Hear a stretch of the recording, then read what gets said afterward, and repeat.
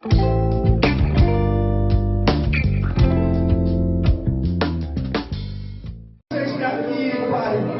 a minha família está aqui, a minha casa está aqui, os meus sonhos estão aqui, nessa noite os meus projetos estão nessa casa, nesse lugar.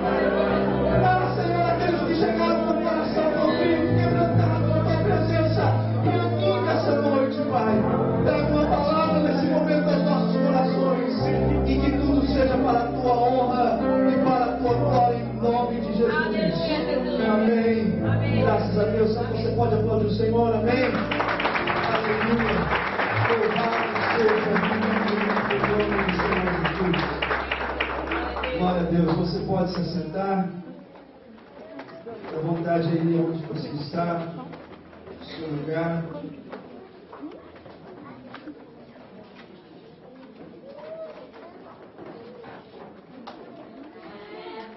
Tão bom quando... Se quiser pôr um slide aí pra gente.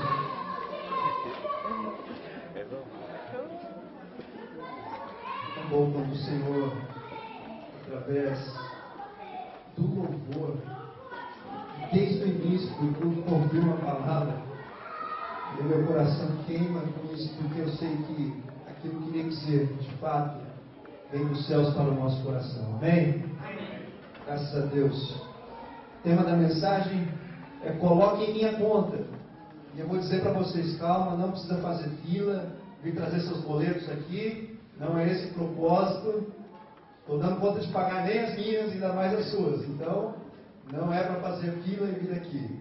Na realidade, essa é uma frase usada em uma das cartas paulinas, carta de Paulo, e Paulo, já na sua velhice, ele, em Roma, ele se auto-intitula prisioneiro de Cristo, por pregar o Evangelho de Cristo, e ele começa a escrever algumas cartas. Ontem, o pastor Cláudio Correa, né? O pastor Cláudio Correa, ontem, ministrou uma palavra de manhã, e aí ele trouxe algumas cidades das quais Paulo visitou e evangelizou. E essa palavra já estava no meu coração, e aí o Senhor veio confirmando, e através dos louvores, como disse, nós vamos meditar nisso.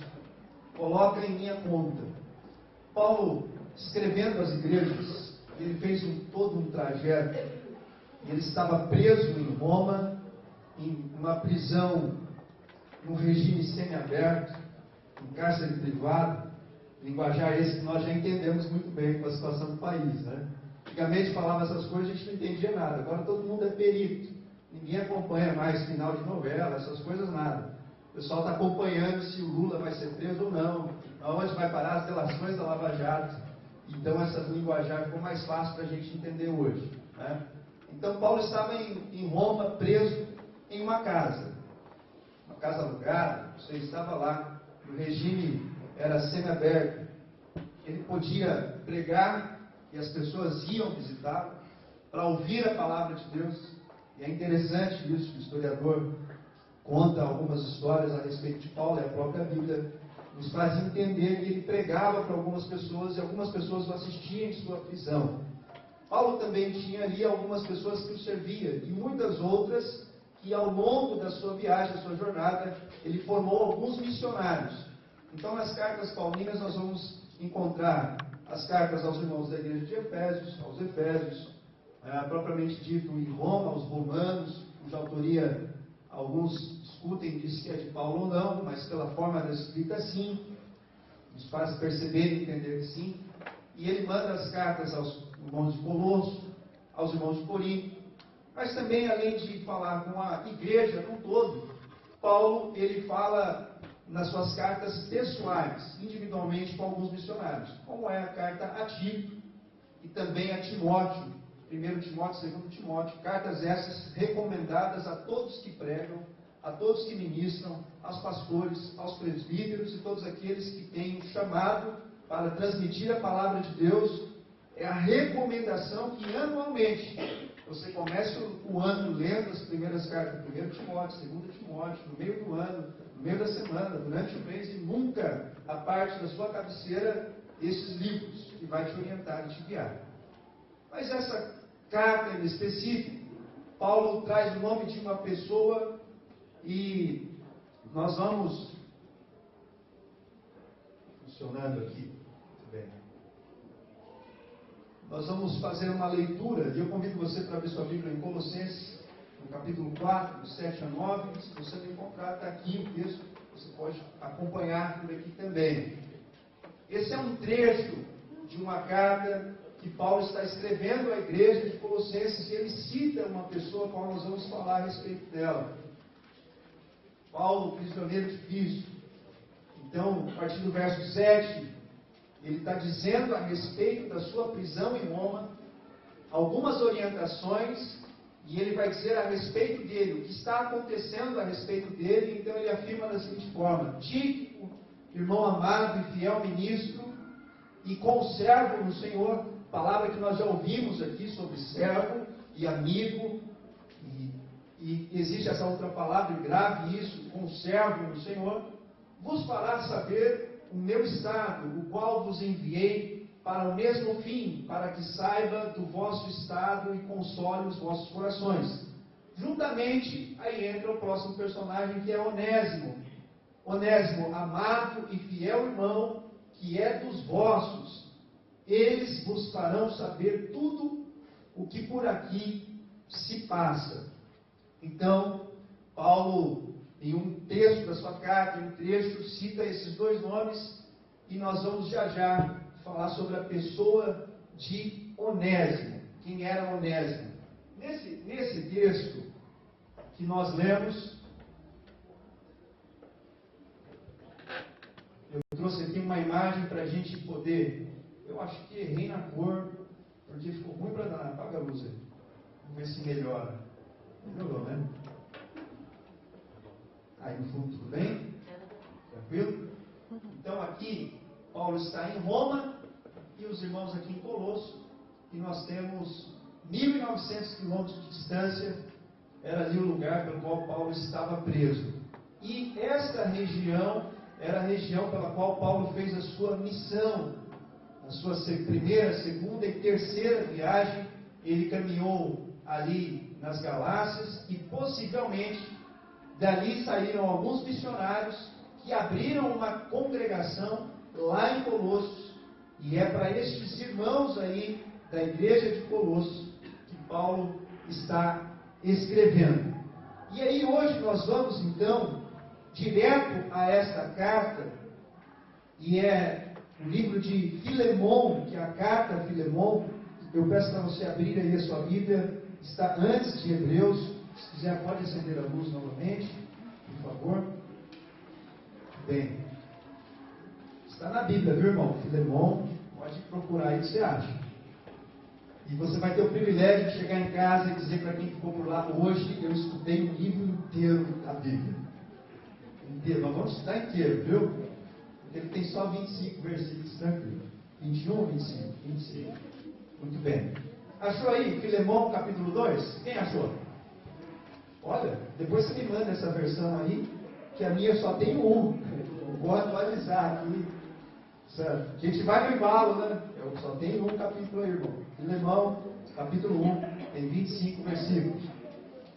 E aí nós vamos ver quem era Filemon.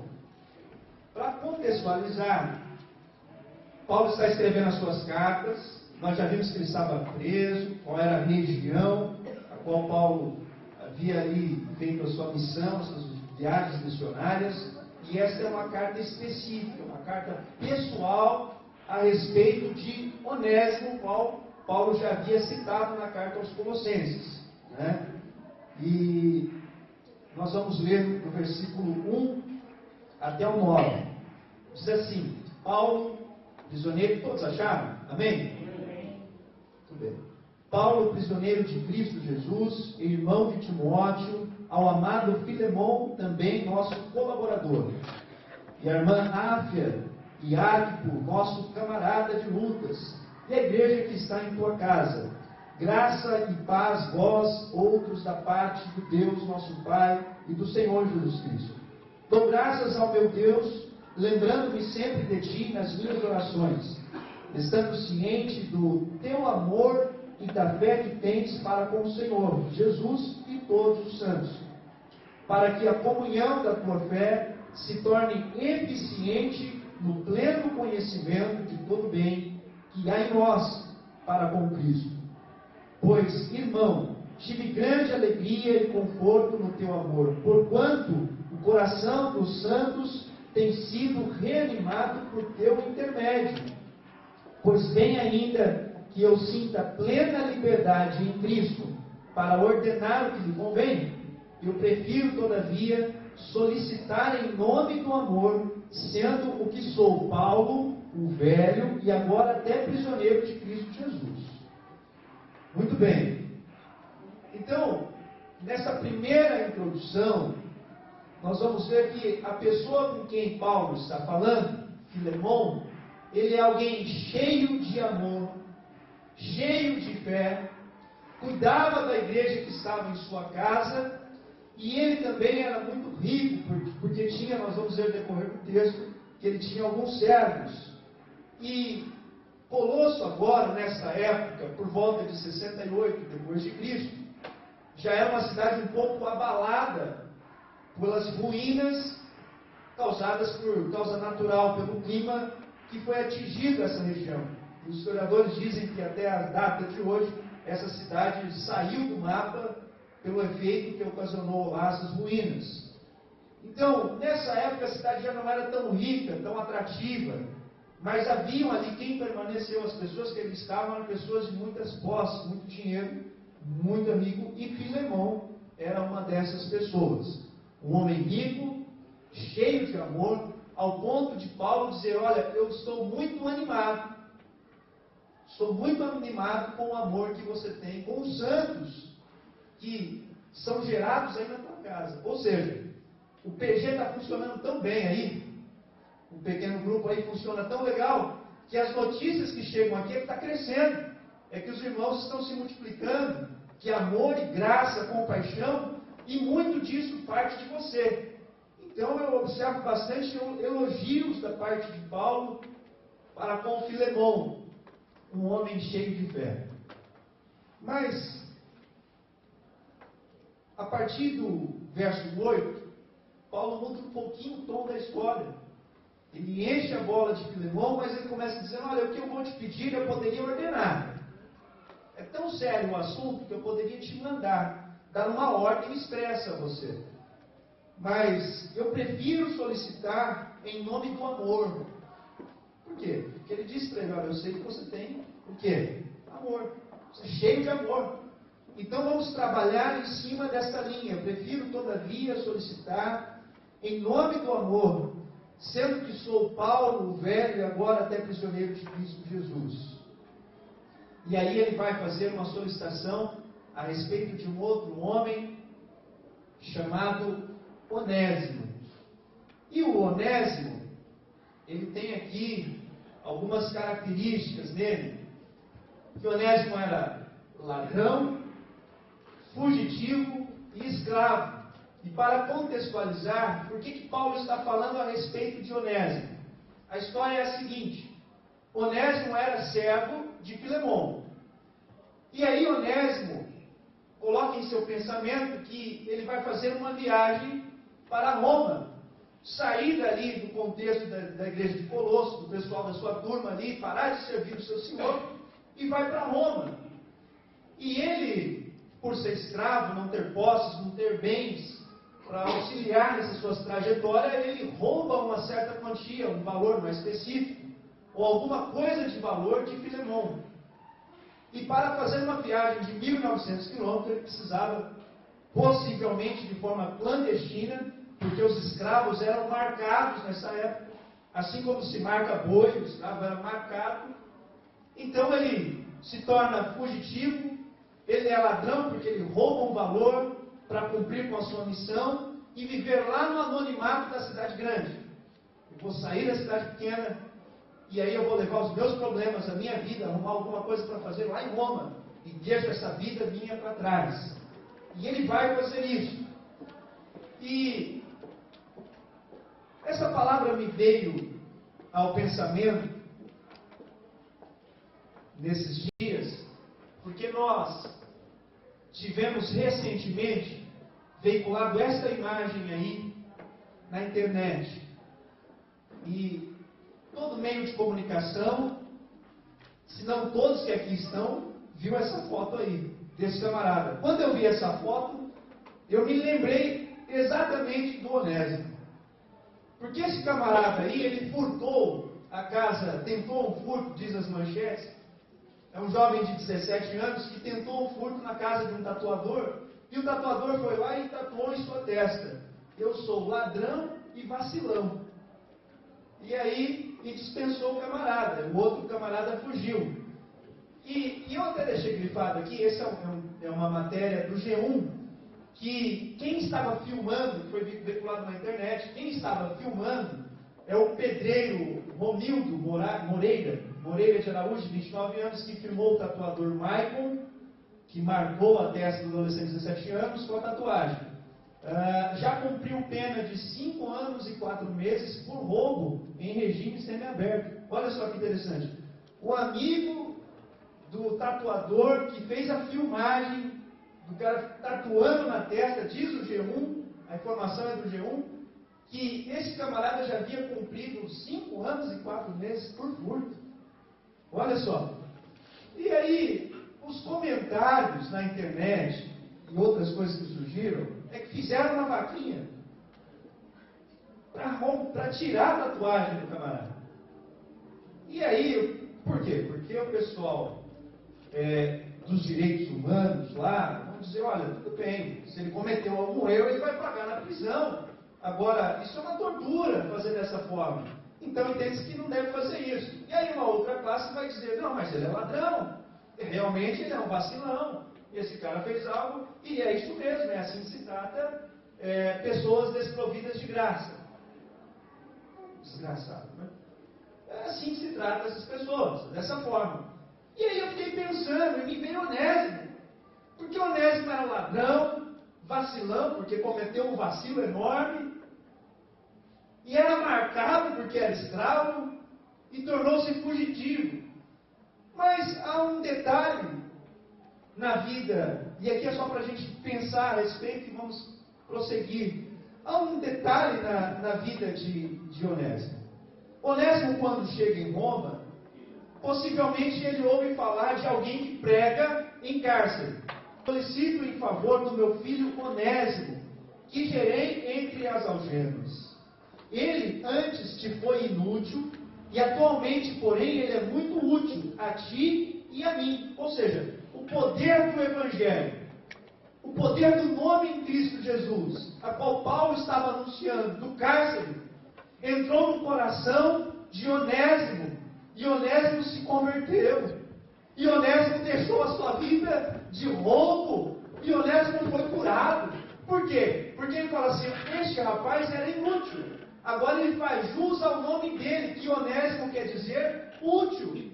Esse homem faz jus ao próprio nome, agora esse homem é um homem útil, de utilidade. E aí vem um pedido mais difícil de nós entendermos e que vai partir de agora. Porque ele fala assim: ó, eu estou te enviando de volta. Isso é a carta a Filemon, dizendo: eu estou te enviando de volta em pessoa, e quero dizer no meu próprio coração, eu queria conservá-lo aqui comigo mesmo, para em teu lugar me servir nas algemas que carrego, por causa do Evangelho. Nada, porém, quis fazer sem o teu consentimento, para que a tua bondade não venha a ser como que por obrigação, mas de livre vontade. Pois acredito que ele veio a ser afastado de ti por um período, a fim de que recebas para sempre, não como escravo, antes muito acima de escravo, como irmão caríssimo, especialmente de mim, e com maior razão de ti, quer na carne, quer no Senhor. Se, portanto, me consideras companheiro, recebe-o como se fosse a mim mesmo. Olha a solicitação de Paulo, é aquilo que o pastor falou na introdução do culto, de não sermos mais servos, mas agora sermos chamados de amigos. Paulo está dizendo: olha, este homem se converteu, porque até agora a classificação era muito boa de um lado cheio de fé, cheio de amor, um homem que tem uma congregação na sua casa, cuja os servos são ganhos na sua entranha e chega até mim as boas novas, boas notícias. Do outro lado, nós tínhamos um homem ladrão, fugitivo, escravo, marcado pela sua culpa, mas, pela cruz de Cristo, perdão e graça, Filemão e Onésimo são convertidos no Senhor Jesus. Agora o poder do Evangelho traz esses homens debaixo da mesma graça, debaixo do mesmo perdão, ao ponto de Paulo falar: eu queria que ele ficasse aqui comigo. O menino é bom, agora ele tem boas referências. Mas a minha pergunta é: será que nós o recebíamos Onésimo de volta? Será que nós colocaríamos em nossa conta? Será que nós absorveríamos? Será que nós somos Paulo na geração de hoje, para chegarmos ao jovem ladrão e vacilão e pregar o Evangelho a ele? Ou somos como a sociedade que o pune e o castiga e quer fazer justiça com as próprias mãos? Isso foi dito ontem. Qual é a posição da igreja nos dias de hoje quanto às coisas relacionadas à cidade, ao que acontece no dia a dia? Como é o nosso comportamento? Como é que estamos nos comportando diante disso? Agora, o mais interessante nesse texto é que Paulo vai dizer que agora você vai receber a Filemão, porque trata-se de perdão. Você vai receber a Onésimo. E ele fala assim: perdão é complicado, né, irmãos? É complicado. Ele fala assim: eu perdoo. Mas quando ele voltar a ser meu escravo, eu vou dobrar o serviço desse camarada aí. Ele vai pagar o que ele me levou. Eu perdoo. Mas a minha confiança acabou. E aí Paulo vai dizer o seguinte: olha, recebe agora não mais como escravo, porque se for escravo você vai fazer tanta coisa, mas recebe a ele como se você estivesse recebendo a mim mesmo. Certamente a recepção de um amigo querido é como foi dito aqui. Como que você recebe seu amigo em sua casa? É com banquete. Você prepara a mesa, você faz pão de queijo de manhã, você serve café, chega na hora do almoço, você quer fazer um prato especial para aquele seu amigo que vem de longe. É isso. À noite você vai lá e faz um churrasco, conta história e bate papo. E a recomendação agora de Paulo para Filemão era para receber desta forma aquele homem que tinha causado algum dano, aquele homem que tinha furtado, aquele homem que era ladrão, aquele homem que era fugitivo. Esta é a essência do perdão. Saibam de uma coisa: aquilo que nós cometemos de erro terá, não tem jeito, terá a sua consequência. O Senhor irá nos perdoar, o Senhor vai nos dar um novo caminho, mas a consequência vem. Mas isso não significa que está nas nossas mãos. Não somos nós quem vamos julgar, não somos nós quem vamos sentenciar. A palavra do Senhor esta noite está dizendo: somos nós que devemos perdoar. Por quê? Pelo amor que existe em vós. Pelo amor que existe em vós. É pelas nossas reuniões, é pelas suas orações na casa, é pelos irmãos que estão chegando novos, é pelos cultos dos lares, é pelos louvores que cantamos, é pelas vigílias que fazemos. Então vamos perdoar, porque há amor em vós. E como vamos receber? Da melhor forma possível. Não mais como servo, mas agora como amigo, porque estamos todos debaixo da mesma graça. Eu não sou mais do que Onésimo. Não sou. Também não sou merecedor, como nós cantamos aqui. Não merecemos, mas a graça que alcançou a Onésimo nos alcançou, e por isso nós estamos aqui em nome de Jesus. Eu não sei, e realmente não sei, quais são as mazelas do seu coração. Eu sei as do meu. Eu não sei quais são as falcatruas, eu não sei quais são os problemas, os dilemas que você vive. Mas eu sei se alguma coisa fez com que você perdesse um tempo, um sentimento de perda, porque eu vou resumir e explicar melhor o que estou querendo dizer. Imagine Filemão, Onésimo lá junto com Paulo. E Paulo que sabe do efeito de um louvor, porque Paulo cantava na prisão e as coisas aconteciam mesmo. Lembra do episódio de Paulo e Silas? Então Paulo possivelmente chegava a hora que ele ia fazer um louvor e bater palmas e cantar. Mas Onésimo estava lá e de vez em quando Onésimo lembrava: poxa vida, hein? Eu estou aqui cantando de mãos levantadas, mas eu fiz algo lá a 1.900 quilômetros, lá em Colosso. O negócio está aqui no meu coração. E aí, o Filemão está lá na sua casa com todos os santos reunidos, louvando o nome do Senhor Jesus. Enquanto ele está lá adorando, tem algo no coração dele, porque Onésimo fez um negócio aqui. Cadê aquele rapaz que veio? Onde está? O que aconteceu? Sumiu. Está lá uma coisa mal resolvida.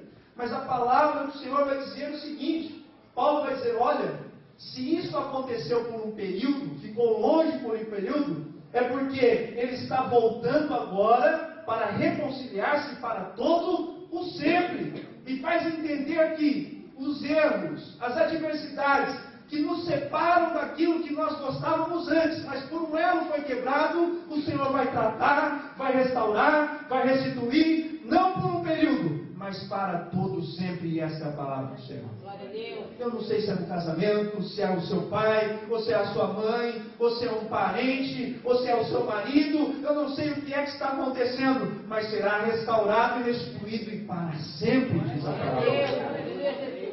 E é nisso que nós estamos confiados.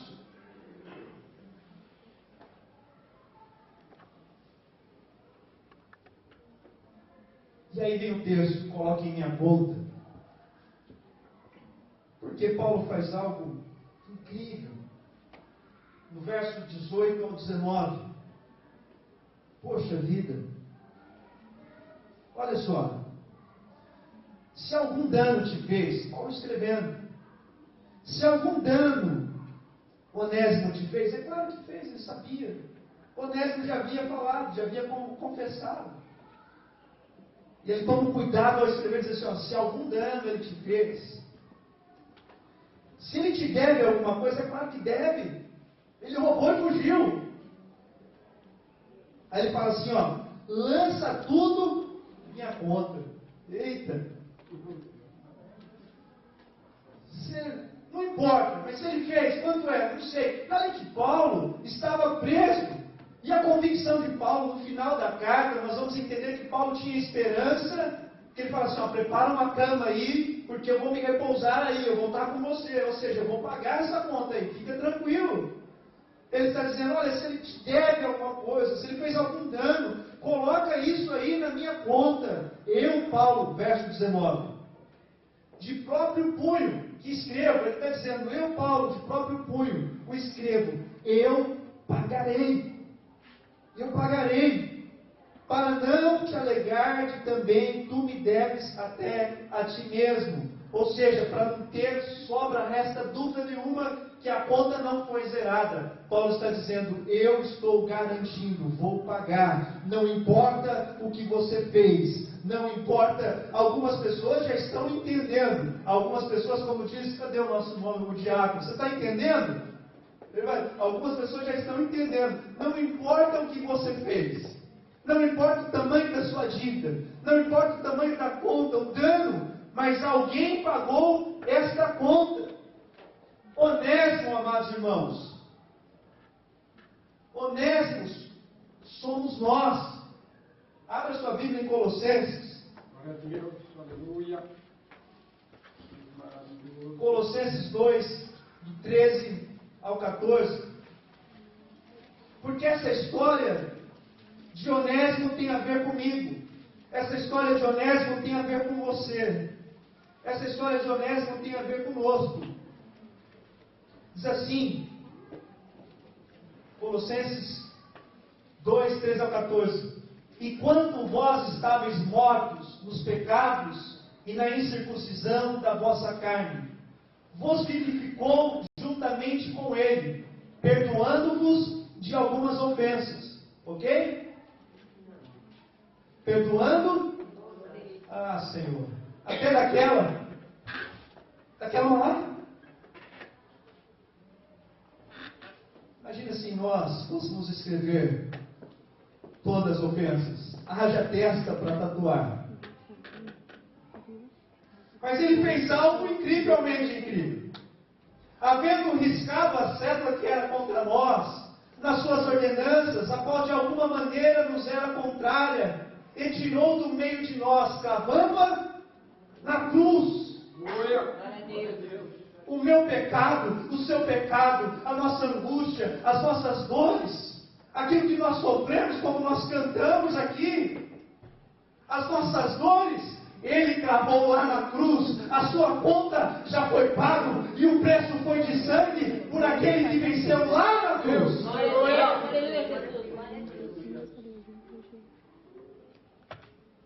Vai, passa o próximo aí, fazendo um favor.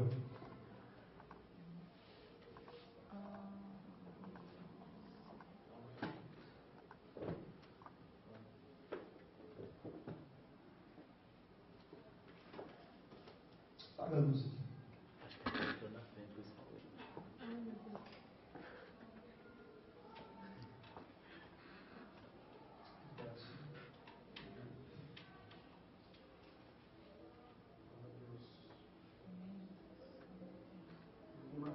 Aleluia, Jesus. Aleluia, Jesus.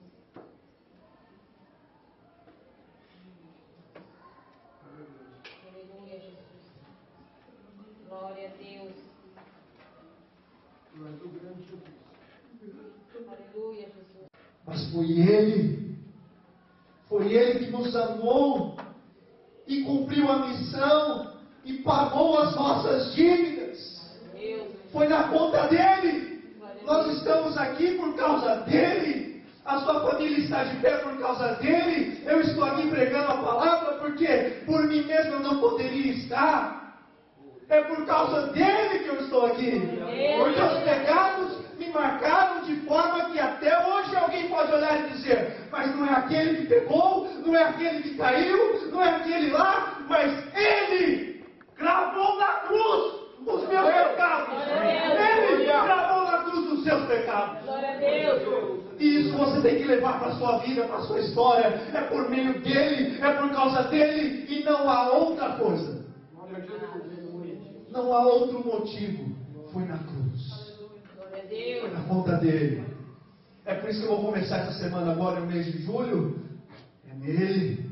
Eu não sei, eu tenho conta para pagar, tem as coisas para vir, as coisas estão acontecendo, mas eu estou voltado a Ele. É Ele que dá graça.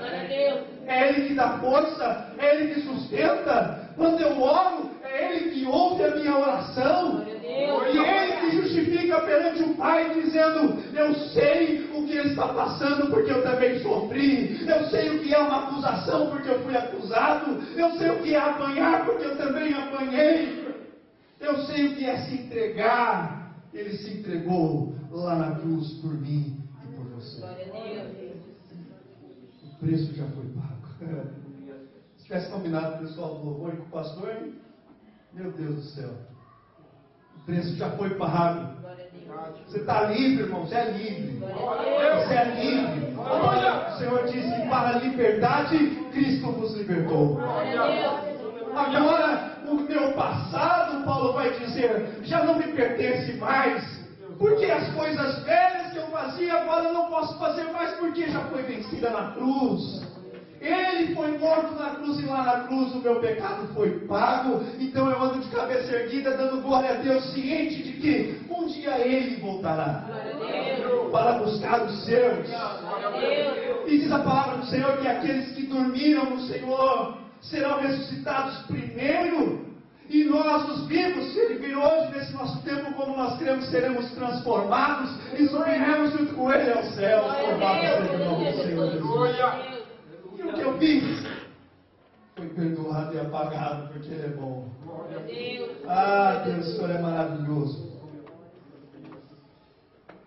Mas eu quero terminar com o texto de Mateus 18, 21 ao 35. Porque nós precisamos colocar isso em nosso coração. Mateus 18, do 21 ao 35. É um texto muito, tem falado muito ao meu coração. Tem a ver com isso que nós estamos falando, tem a ver com perdão. Mateus 18, do 21 ao 35. para você entender o contexto, era perdão. Pedro chega a Jesus e fala assim: Senhor, quantas vezes eu devo perdoar meu inimigo? 7. Jesus fala assim para ele: olha, 70, pode multiplicar isso aqui.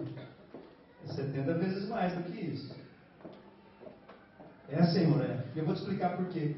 Fala assim: o reino dos céus é semelhante a um senhor, a um rei que tinha seus servos. E um dos servos, ele estava devendo uma certa quantia, e nós vamos trazer para o real. Ele devia 10 mil reais. De impostos, tantas outras coisas, devia ao rei. E, por não ter condições de pagar, este servo vai até o rei. Vai até o rei. E ele se dobra diante do rei. Porque ele seria preso, a sua família seria presa, os seus filhos seriam presos. Tinha que pagar a conta de alguma forma. E ele vai até o rei, a sentença já estava dada, ele pega e fala assim: olha, rei, eu não tenho condições. Tenha misericórdia de mim. Tenha compaixão de mim. Eu não consigo pagar essa conta. E aí o rei analisa a situação. Você uma coisa? Vai, pode ir. Está perdoado. Não deve mais nada, viu? Imagina, irmão. Você consulta lá o Serasa, o SPC, e você tem os boletos do mês e tudo, aí você pega a conta, não está fechando a conta, você fala: meu Deus, agora?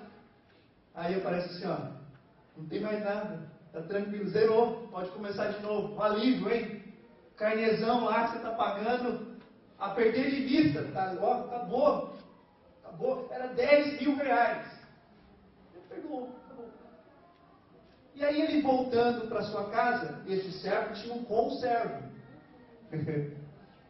Ele voltando para casa encontrou um conservo que lhe devia 100 reais. Qual que é a reação dele? O que ele faz? Como que ele cobra? Ele pega o cara pelo pescoço. Você vai pagar o que você me deve. É 100 reais. Você vai pagar. E faz um auê por causa dos 100 reais. O camarada que acabou de ser perdoado pela dívida de 10 mil. Você vai pagar o que você me deve, rapaz. E aí ele pega e manda prender todo mundo. Olha, chama o soldado lá. Esse cara me deve 100 reais. Leva ele, leva a família, leva os filhos e prende todo mundo. E aí a história, o camarada paga a pena dele, mas a história chega ao rei. E aí o rei pega e fala assim: peraí, chama aquele servo aqui para eu conversar com ele.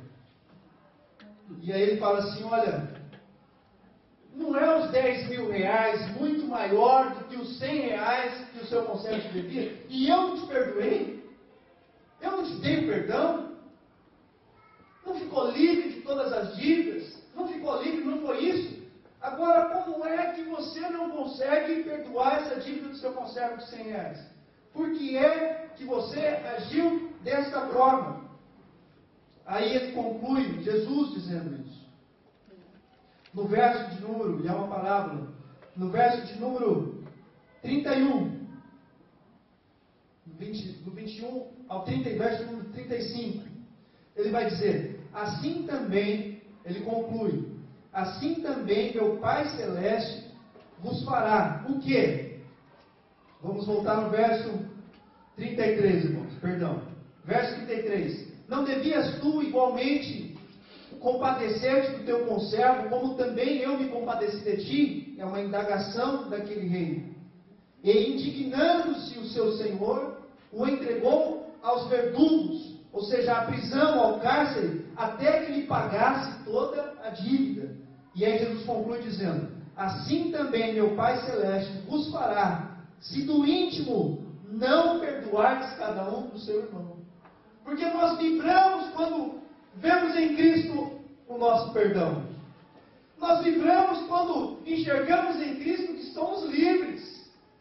Mas o que devemos fazer agora é receber a Onésimo de volta para o nosso convívio. Como amigo, como companheiro, não mais como servo, não mais como escravo, mas servindo a Ele como Ele deve ser servido. Porque o amor de Cristo Jesus opera em cada um de nós. Amém. Deus abençoe. Amém.